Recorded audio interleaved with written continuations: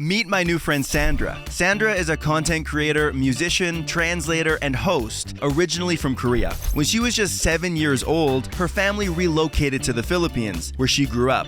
Today, she embodies a fascinating blend of cultures and is trilingual, speaking Korean, Tagalog, and English fluently. It was such a pleasure chatting with Sandra. We talked about her experience learning Tagalog as a child, her cultural identity as a Korean raised in the Philippines, the rise of P-pop and the local music industry, the differences between Korean and Filipino culture, and so much more. I hope you guys enjoy the video. Paano ka natutong mag-Tagalog? Unang-una nung nag-aral ako dito sa Philippines since elementary school, syempre I need to get the good grade for my records. So, kailangan ko pag-aralan talaga yung Tagalog, English, and at the same time Chinese because I studied in Chinese school. So, yun, doon ako natuto for my tutor, then sa mga Filipino friends ko. Kaya marunong ka rin mag-Chinese? Konti lang. Sakto lang? Sakto Ilan lang. ang salita na kaya mo? Korean, Tagalog, English, and konting Chinese. Kaya Korean ka talaga? Korean yung Yeah, lahi I'm mo? pure Korean. Anong age mo noon pagdating mo sa Pinas? I think 7 years old. Pero kailangan mo pang sa time na yon mag-aral ng Tagalog? O parang natural process lang yon na parang natuto ka lang sa mga kaklase mo, sa mga katropa? Pero isip ko kasi kung medyo hindi ako nagsuskwela dito sa Philippines, I think hindi ako nag-aral ng Tagalog. But for me kasi, during elementary, I need to get a good grade. Kasi kapag hindi ka lampas ng 75%, tuloy ka pa rin, hindi ka pwede mag-accelerate. That's why I really need to learn Tagalog because we have other subject like No Limit Tangere, Filibusterismo, like ganun, social studies, na mga Magellan, ganun yung labas eh. So kailangan ko talaga mag-aralan kung ano yung Philippine history na meron dito sa Philippines. And at the same time, syempre yung mga teacher, minsan nagtatagalog sila or Taglish. So I need to learn talaga. So I had a tutor for 6 months before I entered the school to get the entrance exam. May Tagalog ba sa entrance exam? May Tagalog na nakasulat, parang upuan, ano yung mga chair sa Tagalog, parang ganun, yung mga simple one, the normal one. Pero mahirap ba yun sa'yo sa simula? Na kailangan mong mag-aral sa iba pang lingwahe? I think mahirap, hindi ba mahirap sa'yo? Mahirap talaga sa akin. Actually, sobrang Oo nga. mahirap talaga. Kasi I don't know in your country na same ba grammar with the Tagalog or... Pero yung unang salita ko, English talaga, alam mo. So English, kasi di ba minsan in Korean, I realized na hindi lahat ng grammar ay same with the Korean and the English and yung Tagalog.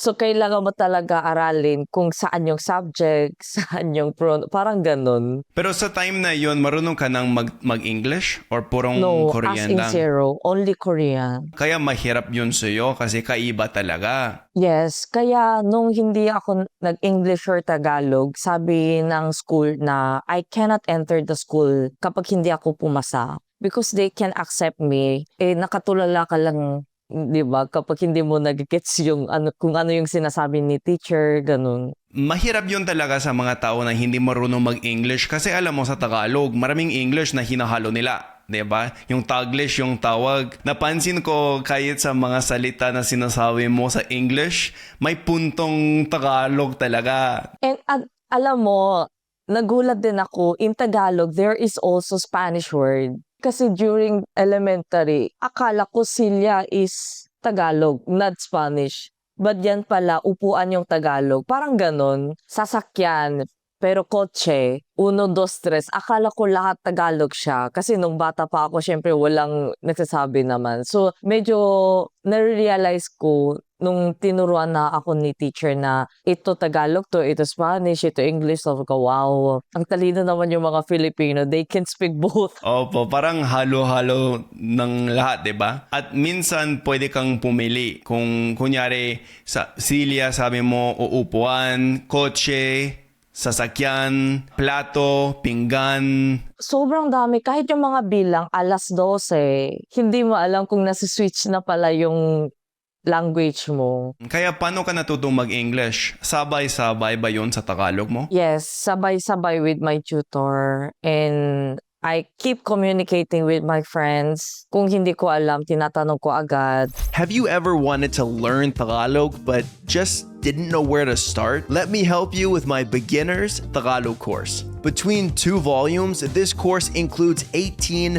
structured video lessons designed to walk you through the basics of Tagalog one step at a time. Plus, you'll also get lifetime access to PDF vocabulary sheets to help you review and retain what you learn. I made this course because I know how hard it can be to find high-quality Tagalog learning materials. I built the resource that I wish I had when I started. Ready to learn? Check the first link in the video description below to get started. Now, back to the video. Kaya sa time na yon, anong ginagamit mong salita ng mas madalas? Tagalog o English? I think when I was in childhood, more on Korean kasi hindi pa ako maka-express ng maayos in other language except my mother language. And that's one of my mom's education skill niya na kapag sa bahay, magko-Korean ka kasi you are a Korean at next time in the future, kapag nakalimutan mo ang Korean language, useless rin yung mga iba kasi hindi mo maka-interpret, hindi mo ma-translate. So kapag sa labas ka, you can speak anything what you want but at home talaga sa bahay, kailangan Korean ka para hindi mo rin makalimutan because 'di ba I was here since 7 na. So parang natatakot yata siguro siya na baka hindi ko maalala yung Korean language. Kasi mahalaga talaga yun. Importante talaga. Kasi maraming Pilipino din dito sa Canada na kahit Pilipino yung mga magulang nila, hindi na sila marunong mag-Tagalog. Nakalimutan na nila. Kasi mas maraming English dito. Tsaka minsan yung mga magulang, akala nila mas maganda pag marunong mag-English yung mga anak nila. Pero importante talaga yung heritage language mo, di ba? Tagalog o Korean sa inyo. Yeah, that's really true. I really agree on you. Kasi minsan nakikita ko rin dito sa mga Filipino ngayon, sometimes na parang nag-English lang sila and they don't know how to speak Filipino language. Parang nagjo-joke sila na, Sandra, parang isip ko mas magaling ka mag-Tagalog kaysa sa akin. Parang gano'n. I know that's a joke pero napapansin ko rin talaga yun. But I think the one just told me na talagang kailangan is-cure natin yung mother language natin. Pero nasa Manila ka, di ba? Yes. Back and forth naman.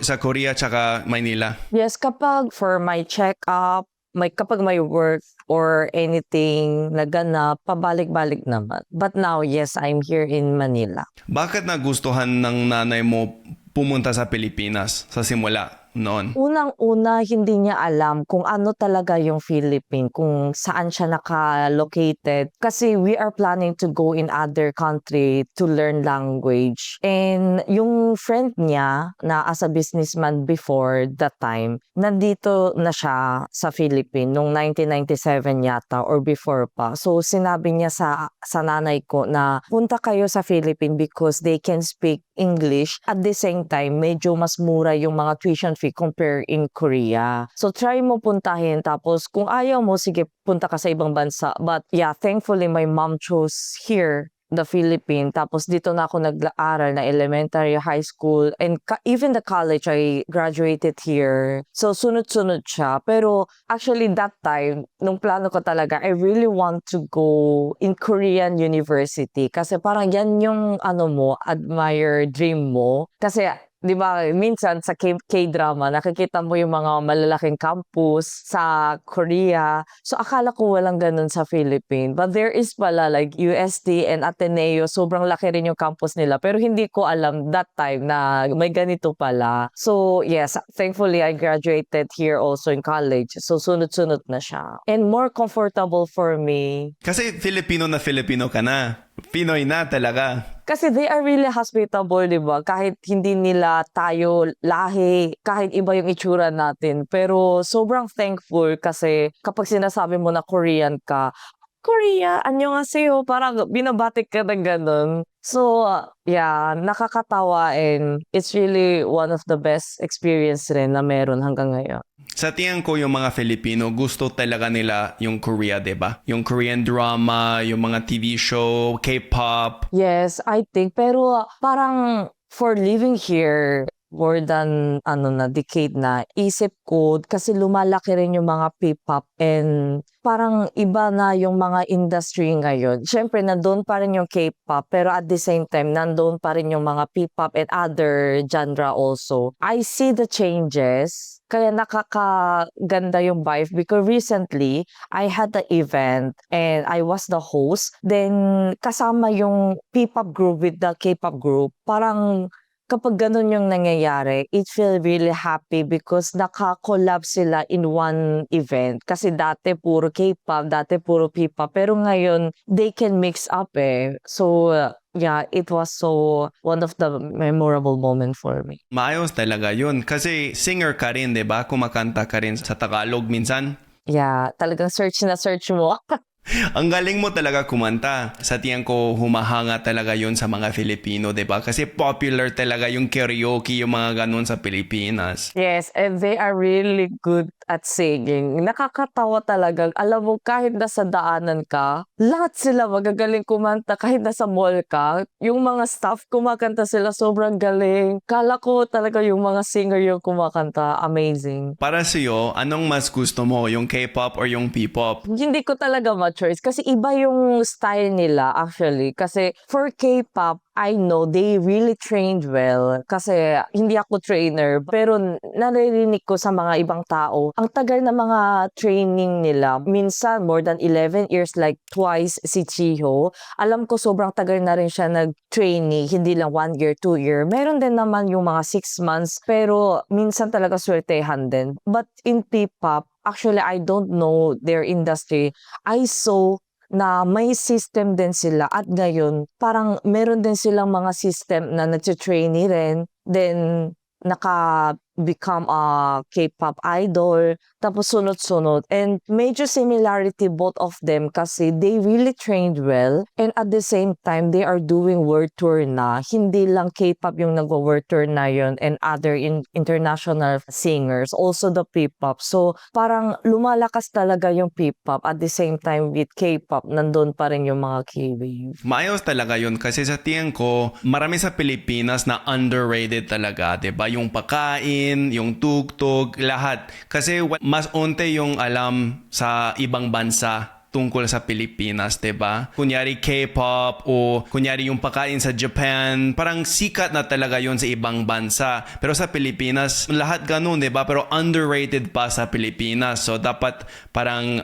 lumalakas na yun, 'di ba? Yeah, kaya nung itong 2 weeks ago yata, pumunta ako sa isang Philippine restaurant and it was invited like for the influencer and yung mga media. But yung ito, meron silang demonstration o Filipino chef na nasa overseas. Itong restaurant na to ay mag-asawa sila. Nag-invite sila ng mga Filipino chef galing sa ibang bansa, yung mga may business sa ibang bansa. So I got the demonstration from yung Dubai naman. Nasa Dubai siya pero Filipino chef. Then pina-demonstrate niya yung pagkain na parang ginagawa niyang fusion style, yung Philippine food. And parang doon ko na-realize, lumalakas na talaga yung mga Philippine food na naka-underrated din because ginawa nilang tempura pero laing. So parang naka-fusion talaga. Talagang ngayon, lumalakas na yung mga Filipino chef and also the P-pop. Parang similar na with other countries. It was one of my amazing event na pinuntahan ko for this year kasi wala pa akong na-experience yung Filipino chef na nakatira sa ibang bansa pero siya yung nagde-demonstrate dito. Tapos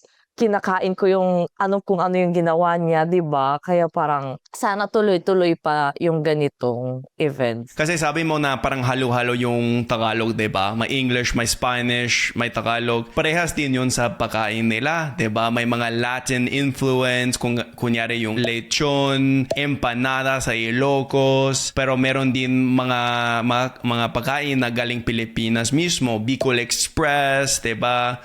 Parang halo-halo talaga. Masarap yun, di ba? Medyo maanghang daw. Yan yung gusto ko, maanghang. Korean ka kasi. Nung pumunta ako sa Bicol for my I Love OPM shooting, sobrang nagustuhan ko yung Bicol kasi lahat ng pagkain nila sobrang masarap at mahanghang. Even the ice cream, meron silang chili ice cream. Sobrang... Talaga ba? Yes. You should try it. Grabe, ang ganda. Yeah, kapag tuwing may stress ka and may soul food talaga is spicy food. Kaya anong paborito mong pagkain na Filipino of all time? My favorite is pinakbet and adobong pusit and sinigang. Adobong pusit. Oh, never ko natikman yun. You should try it. Parang madalas na adobong manok lang, 'di ba? O baboy yata. Next time, kapag punta ka dito sa Philippines, let's eat adobong pusit with rice. Gusto ko talaga. Yeah, let's try it. Parang masarap yun kasi mahilig din ako sa pusit. Masarap. Tara. Kapag Tara punta na. ka na dito, sabihin mo na sa akin. Sige, sa susunod na lang. Gawin Yes. na natin yun eh. Para sa iyo, matagal ka na sa Pilipinas, 'di ba? Ilang taon na sa lahat? Kasi bumalik din ako sa Korea para mag-earn yung tuition fee ko. So I think parang 20 years more than, yeah. Paano mo nakikita yung sarili mo dyan sa Pilipinas? Feeling mo na Pinoy ka talaga, Pinay ka talaga? O parang Korean pa rin, halo-halo, o paano yon? Akala ko na Korean yung dating sa akin. Pero tuwing pumupunta ako sa Korea and I met my Korean friend, doon nila sinasabi, Sandra, parang hindi kang Korean. Parang ganun. Kasi sila, they want like pali-pali. Tapos minsan, alam nila kung paano nila galaw, di ba? Kasi they know kung ano yung meron sa Korea. Pero ako kasi, kapag pupunta ako, ang bilis ng changes sa Korea eh. Kaya hindi mo na alam, card ba yung ginagamit? Minsan phone na lang. Tapos minsan may chip na maliit na lang. Kaya parang nakatingin ka lang, nakatulala ka lang sa mga friend mo. And medyo chill lang ako. Yeah, kahit late yung coffee, sige, pupunta rin naman yan eh. Don't worry. Parang sa Pilipinas, Koreana ka. Tsaka sa Korea, Filipina ka. Filipina. Kaya I think kalahati na talaga. But I loved it kasi hindi ako nasa stress. Yung mga Filipino, pag naririnig nila na o napapansin nila na marunong ka palang magtagalog, nagagulat pa sila sa'yo. Yes. Ang galing mo pala magtagalog. Para, ma'am, nagtatagalog pala kayo. Minsan, may ganun siya. Para sa'yo, kasi matagal ka na sa Pilipinas, anong paborito mong parting kulturang Pilipino? Sobrang dami naman. Pero, kagaya na sinabi ko kanina, they are really hospitable. Like, hindi sila offend sa mga other countries. At na-realize ko yun tuwing bumibisita ako sa mga Filipino friends ko when I visiting their house. Sobrang daming pagkain. Parang Korea na daming side dishes. Parang nandun yung pansit, nandun yung leche plan, spaghetti. Hindi mo talaga maubos pero dahil lang sa'yo, they prepare for this, everything. Tapos, ano pa Sandra? Ano pa yung gusto mo? Parang, okay na po, grabe, ang dami na siya. They are really hospitable. Kaya, I really appreciate yung mga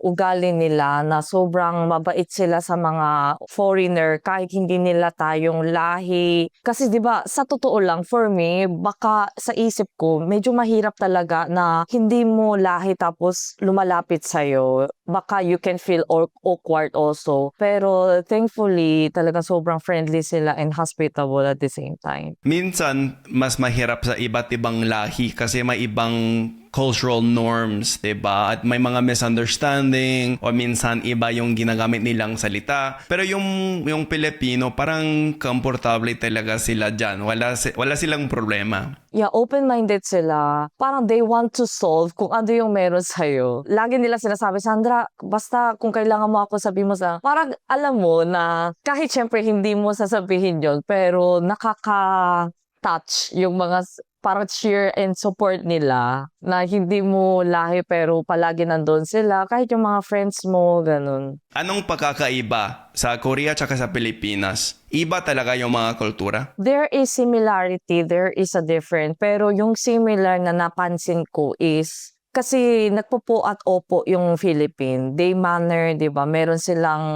po at opo, mano po. Sa Korea meron din eh. Like we have 감사합니다 and 고마워. 고마워 is for like friends, pero 감사합니다, yan formal way na ginagamit namin sa mga mas elder sa amin. So I think yan yung mga similarity na meron. And difference, there's a lot. Siyempre dahil sa misunderstanding ng language barrier, minsan nangyayari rin yun. Tapos dahil sa mga culture, because sometimes iba yung talagang meron culture na difference from here and sa Korea. Ito yung pinakalaging sinasabi ng mga Korean friend ko. Kasi sa Korea, in mall, lahat ng toilet sa CR, meron cover. But general in Philippines, walang cover. So, nung friend ko, pumunta siya dito, nagulat siya na hindi niya daw nagamit kasi akala niya sira. Pero hindi lang yung Obvious takip, yan. 'di ba? Yeah, Hindi lang yung takip. Yung ano rin. Yung buong Patungan, bagay. yes. Yan yung wala. Ah. Kaya parang nagulat din yung friend ko. Yung mga ganyan yung mga bagay. And mostly, di ba, alcohol, nagsispray yung mga Filipino. Because in Korea, we're not using alcohol. Puro kamay, wash their hand. Parang wala ko nakikitang nagdadala sila ng maliliit na alcohol. Like parang hand sanitizer ba? Wala. Meron hand sanitizer pero hindi kami sobrang sanay sa mga ganun. Kung madumi yung kamay mo, hugas ka. Ganun siya. Or wet tissue. Yes, kung wala talaga ganun. Pwede ka bang mag-sample ng Korean? Gusto kong marinig yung salita. Korean language. Okay, maybe I will introduce myself. 안녕하세요. 저는 필리핀에 현재 살고 있는 산드라입니다. 저는 지금 프리랜서로 활동을 하고 있고요. MC도 보고 노래도 하고 유튜브도 하고 가끔 통역도 하고 코디네이터도 하고 다양하게 기회가 있는 곳에 열심히 살고 있습니다. Gets mo? Wow, na-gets ko. Minumura ka na? Philippines, tsaka YouTube. Yun lang. Yeah, I said I freelance based here in the Philippines. Kung ano yung mga opportunity na meron, yan. Aha, wow, galing. Gusto ko, parang masarap pakinggan yung Korean din. Gusto ko talaga. Next time, kapag nandito ka, turuan kita Korean. Okay, sige. Alam ko lang, 안녕하세요. 안녕하세요. 감사합니다. 감사합니다. Yes. Yung mga basic, 'di ba? Pero sabi mo na para sa iyo mas mahirap ng konti matutong mag-Tagalog kasi malayo talaga 'yon kaysa sa Korean. Ibig sabihin na mahirap din sa mga Filipino na gustong matutong mag-Korean? Yeah, pero sabi nila, meron mahirap, meron hindi daw. Kasi yung isa kong friend, nag-aral siya ng Japanese and Korean, pero sabi niya, mas madali daw yung Korean compare sa Japanese. I think depend on the person. Kasi like me, nahirapan ako sa Tagalog dahil walang mga mag-nag. Ganun sa Korean, like magsasabay, sumasabay, sinasabay, sumabay. Di ba maraming ganun? Even one word lang. Maraming itsura. Yeah, maraming itsura talaga. Kaya parang basa, nagbasa, bumabasa. Parang ang dami, di ba, basahan. Kaya parang doon ka nako-confuse kasi there's a lot of sentence or words na pwede mong gamitin. It depends on the situation. Mga verbs, 'di ba? Yung mga verbs na 'yon. It's really hard, yeah. Yun ba yung pinakamahirap sa'yo sa Tagalog noon? Yes, yeah. I think even now, my Filipino friend helping me, kapag medyo mali yung bigkas ko, dapat Sandra, ito ganito siya. Doon ko parang okay. And there's a really deep words dito, di ba, sa mga Philippine din. Like in Korea. Kaya yun, mga malalalim, syempre, hindi ko alam lahat. Dati kasi, I don't know, like, sinta pala parang mahal. But I saw in lyrics kasi, syempre, I want to learn or memorizing the OPM lyrics. So nakita ko sinta ko, hindi ko alam kung ano yung sinta. Yan pala parang mahal ko, ganun siya. So doon ko minsan natututo rin yung mga malalalim na Tagalog or yung mga words na hindi ko pa alam. So I'm really thankful na sa mga songs ko yung pinag-aralan. Kaya sinasabi ko sa mga Filipino friends ko rin kasi sometimes they are asking me, Sandra, paano mag-aral ng Korean? But general na kasi ngayon na pwede mong pag-aralan sa YouTube, pwede mo pag-aralan manood ng K-drama with the subtitle. But for me, I think when you want to learn the K-pop or syempre pinapakinggan mo yung mga kanta ng Korean, so pwede i-aralan mo rin yung lyrics kasi nandun din yung mga sentence and the words na ginagamit ng mga Korean. So yan yung mga tip na binibigay ko.